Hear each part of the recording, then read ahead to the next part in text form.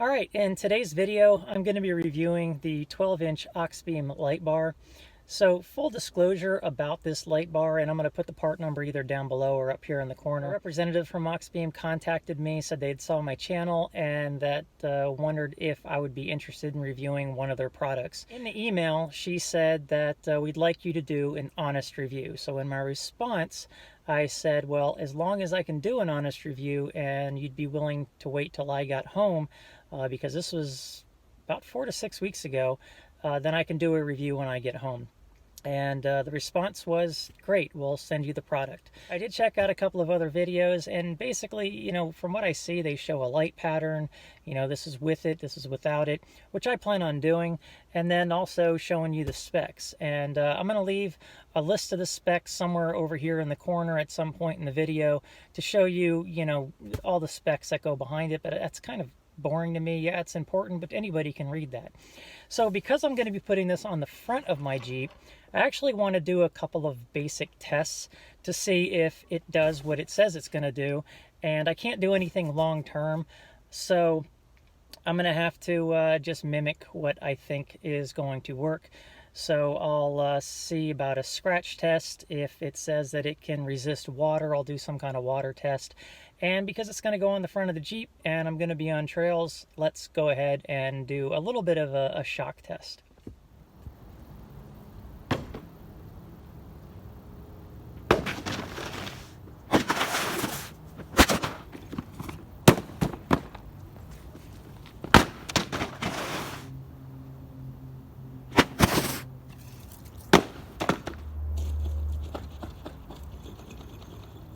I think I hear the hardware. I don't think that's anything else. All right, so now that I've kicked it around for a little bit, let's go ahead and open this up.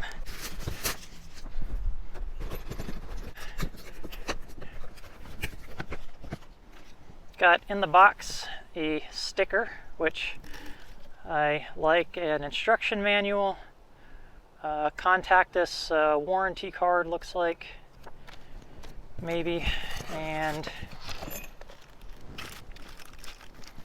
yep. So what I hear rattling are the nuts that run on the inside of the track here.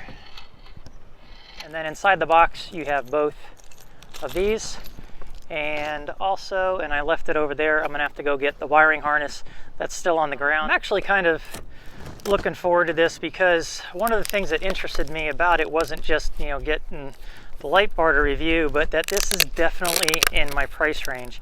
So what you have here is an instruction manual, and the rocker is right here, so that just says LED light bar, and then you have the rest of the wiring harness. So I'm going to check and see if the actual thing lights up, and then from there we'll start doing the tests and then see if it keeps lighting up. All right, so I'm in my garage now and loosely wired this up just to see if the light does work. Here is a close-up of the rocker switch. So you can see the lower section does stay lit. I don't have the key in the ignition. Even a small draw will bother some people, but it makes sense that that's lit up so at night you can see it, but that doesn't bother me. Just something that I wanted to point out. Here is the light, and to test it, it does work, and there's your light pattern. All the bulbs inside are working okay. A close-up of this, you can see what the case looks like. It does feel very solid, this aluminum case, and there are your fins for cooling. And as I pointed out, there's your track with your mounting hardware. All right, so before I go any further, I want to point out that this particular 12-inch light bar is both a spot and floodlight combination. You have the 30-degree spotlights in the middle and the 60-degree floodlights on the outsides. I did weigh this and it came to about 1 pound 10 ounces, and the overall length with the case included is about 11 5/8 inches. Another thing to point out is when you're wiring this, this does come with the raw ends, so you will need to seal those up. The paint on this does seem pretty durable. I'm not sure if this is a wet coat or a powder coat. Kind of does feel like a powder coat, but I looked on their site and the Amazon descriptions and I couldn't find anything one way or the other. But what we are going to do, this is a still semi-good razor blade. It's not a brand new razor blade, but it still gets the job done. So what we'll do is just, and you can see I am putting quite a bit of pressure on the edge here, and that's actually, even though it does mark it, it is not taking it straight down to the base metal. So I'd say it's a pretty good paint quality overall. Like I said, I started that first one on the edge there and I cannot see the bare metal. So that's pretty good. I'm happy with that. So next up, I'm going to try to do this in an area that's not going to affect the lighting, but I'm going to do that same thing to the plastic and just see what kind of marring it does and how bad of a groove it leaves. And even with the pointy part of the razor blade, it does leave a mark, and I can feel it with my fingernail, which is to be expected for plastic, but overall, for a razor blade not to dig that deep, like I said, it's only a surface scratch. Cheaper plastic would definitely mar even more than that. So again, I'm pretty happy with that, but I am going to do another test to see what kind of scratching would happen under conditions of just saying, you know, rocks or branches slapping this thing, and we'll do that next. All right, so the point of this test is because if I have this mounted on the front, for anybody that watches my videos, I'm not afraid to drive through overgrown brush, and so those will be slapping the lens on this. So I just want to see how it's going to do if I take it and basically grind it into these dead branches. Now the dead branches are going to be more coarse than the live ones that I'm probably going to be driving through, but you do drive through dead ones as well. The pressure I'm going to be putting on this thing is probably way more than what the actual light would succumb to if I was going through a trail.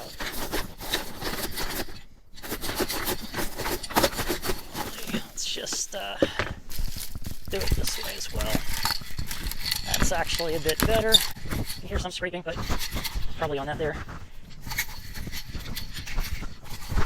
And I really don't think that something like that is going to happen out on the trail, but let's see.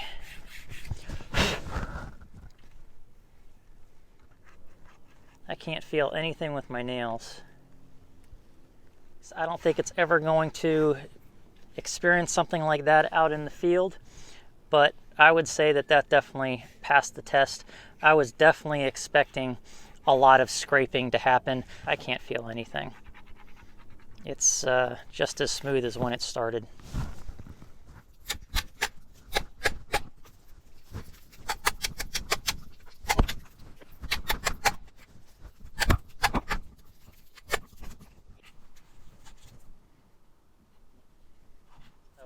Overall, this has done very well. It's already been through more than the lights on the front of my vehicle have during my overland trip, and that I went through quite a bit of brush and a lot of stuff scraping, like nails on a chalkboard down the sides, some branches slapping the front, but overall I'm really happy with it so far. All right, so now that I'm inside with artificial light, and after looking at this at many different angles, you can see a line that runs all along here. Like I said, I did put quite a bit of pressure on that, even though it may not have looked like I did. But I saw that scratch there. There's a little bit of a mar here, and it's nothing so severe that I could actually find it with my fingernail until I knew exactly where to look, and then I could barely feel it. So for being a $24 light, I'm gonna say I'm really happy with the results of this, because There's a lot of cheap plastic out there, I'm sure, and this is definitely not on the cheap side as far as quality for a light in this price range. And I'm pretty confident that a scratch like that you're not going to find from normal use.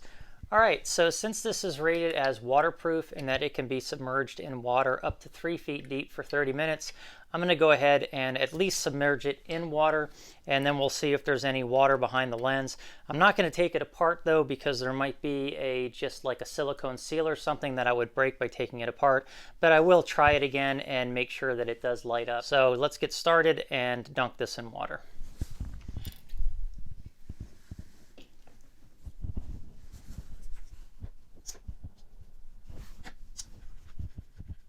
All right, there it is, completely submerged. I'd say that's about 10 inches deep right there. And I'll just come back and check on it after 30 minutes. All right, so now I am working on the wiring harness. A couple of things that I want to point out about this. This first one isn't that big of a deal, but there is a difference between this and say a $5 or $6 more expensive wiring harness. Keep in mind that the connection points, the length of the wire and everything like that adds to cost. So different price points are going to get you different things. This is the connection point on the more expensive wiring harness that I have for my current lights, and then this is the connection point for the Auxbeam. It's thinner metal, and it is a bit more complicated to attach to the stud than just say putting that on there. Once it's on, I really doubt that it's going to be an issue though. Just pointing that out between the different price points. The problem that I do have though is that the connection point to the negative terminal is extremely short. So because of that, my places to put the relay are very limited. With another price point harness, I had a lot longer length of wire, and so I was able to put one here and one all the way back here. So that is going to be a little bit of a challenge. It's not going to be that big of a deal, but for some people, depending on what your engine bay looks like, that might be something that you want to consider. And it makes it more difficult for me because if I was going to install this, because the wiring harness actually has 2 connection points so that you can either do just a light bar or you can do a set of spot or floodlights like I have set up here. If I was to use this wiring harness for the dual setup like I have here, then the first wire, which is only 40 inches from the relay, even finding the shortest way possible with my 99XJ, would still be so tight into the back of the light that I wouldn't even be able to snugly put it up underneath the bar and then have it come up so that it wouldn't be visible. It actually pulls like this, and there's nothing I can do about that. I've looked at it multiple times, and the bottom line is for this application it would not work for me. However, I'm using the Lightbar, so I've got this other connection here, and that is 77 inches long, so I'm going to have plenty of wire, and I'm going to have to wrap it underneath the grill here. So if you're looking at that application, you might want to take some measurements and decide for yourself, is this going to work for me? But if this were my job to do these sets of lights, it's not something that's going to work for me. Definitely work for the light bar though, so that's not going to be a problem. And then for the rocker switch here, it is actually 112 inches, so you've got 9.5 feet. I think that's going to be more than enough length to run it through my firewall and put it inside. I'll have to do a measurement on that. And the other thing to note as well is that even though that negative wire is short, the positive wire is extremely long. So there's plenty of length for it to go back to the fuse box, and that's how I'm going to mount this up. All right, so it's been half an hour. I agitated it a couple times while it was in there. So just a quick look, and I don't see anything obvious, but I'm going to dry this off and let's take another look. So after drying off the lens, I do not see any water underneath, and I'm about to hook up the wiring harness and we'll go ahead and see if it still lights up. Alright, so this is the test after it's been soaking in water for 30 minutes. It's still a little bit wet. I had the fan blowing on it, but now that the wiring harness is hooked up, I went ahead and hooked this up, and it works just fine. Okay, so to show you what it looks like as far as lighting, that is with my LED headlights, that is with my high beams, and then that is with the LED light bar. So much improvement over even LED headlights. So that's with the high beams off, that's with the headlights off. So if you do it in reverse, that's what you're left with, and then that's with the LED light bar. And for $25, I think you're looking at quite a bit more light and definitely worthwhile. Alright, so this is nothing too technical or professional. It's just a handful of rocks, and I'm going to chuck them in here at the light and see what kind of marks they make. I have no way of measuring the force of these, but I'm going to put some effort behind it because, like I said, these are going to get kicked up into the lens and into the light bar while it's on the front of the Jeep. So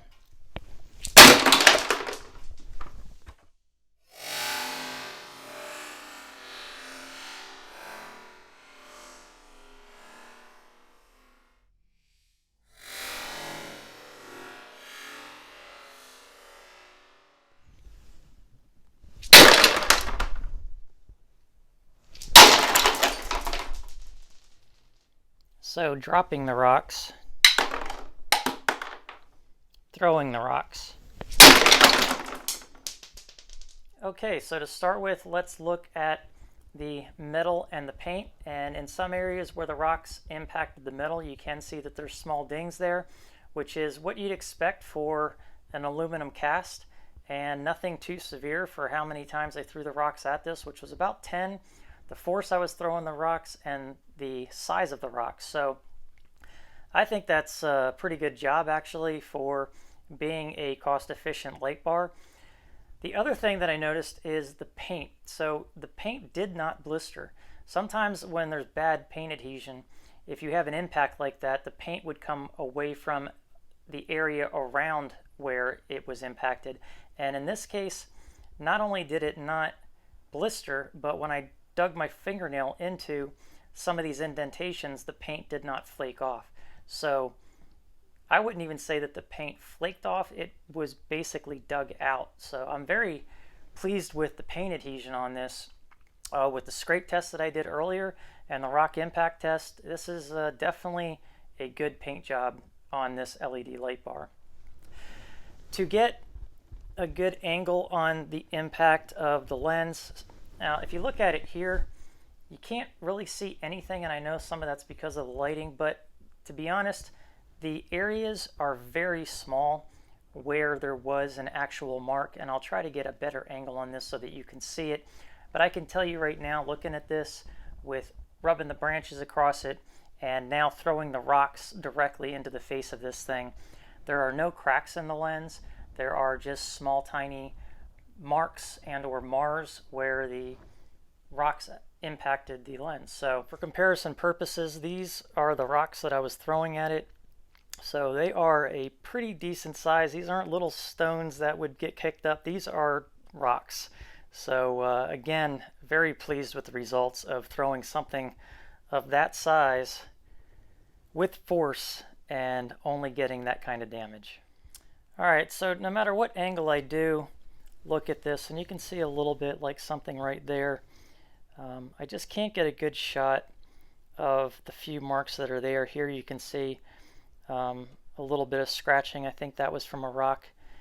And up here, actually, I think that's just the glare. So there are quite a few tiny little marks. I just can't pick them up on camera. But nothing, like I said, too severe, and anything that would be ugly would probably definitely show up here. And you can see a little bit of fading from a couple of different marks where I even rubbed the branches on it. The more I look at it, the more I can barely pick up some stuff, but I really got to be looking. All right, so the big question is, would I actually purchase this as a practical overlander and spend my money for a product in this price point? And my answer to that is absolutely. It is a solid case with a really decent lens. Now, I can't talk about the long-term effects of it and UV lighting and things of that nature, but from the testing that I did and the way that it feels and the few marks that are on it from what I did to it, I'm very happy with this lens, especially in this price range. The paint job is, in my opinion, really well done. Like I said, it did, gouge in the areas that I hit it with rocks, but it does not flake, it does not chip, even when I hit it with my fingernail in the areas that it was gouged out of. So it is a quality paint job on here. So overall, I am very pleased with this. You saw the difference that it made between my LED headlights and this. And of course you can go brighter. This is 7200 lumens and you can, go up from there if you so choose. But for what this is, it definitely increased my visibility above and beyond my LED headlights. So for that reason, also definitely a product that I would purchase. And even though I have spotlights and floodlights on the front, I'm going to take my floodlights, put them on the rear, and then I'm going to put this in place of the floodlights. So this is actually going on my vehicle. The harness, which I did have a couple of little things that I pointed out that, I think could be a little bit different. But for the price point, once I install this, because it's going on the Lightbar and I'm not using it on the dual pods, so I will have the length that I need. But for the price point, it's kind of hard to beat. And if you look at the reviews on Amazon, which there's quite a few of them, I think it's at 4.5 or 4.6. So it's not just me, a lot of other people actually appreciate this product. As far as the Lightbar itself, again, lots of reviews on Amazon, and the rating is about 4.5, 4.6. So it's not just me saying this, but I am saying it after doing a few rounds of testing.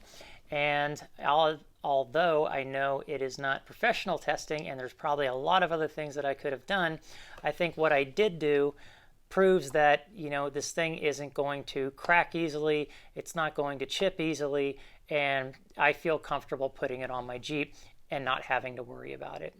So with all that being said, decent, very good quality product. Thank you to Auxbeam for sending this to me to do the review, for letting me do an honest review, and thanks for everybody for watching. And please subscribe, hit the like button, and definitely leave your comments below if you have it.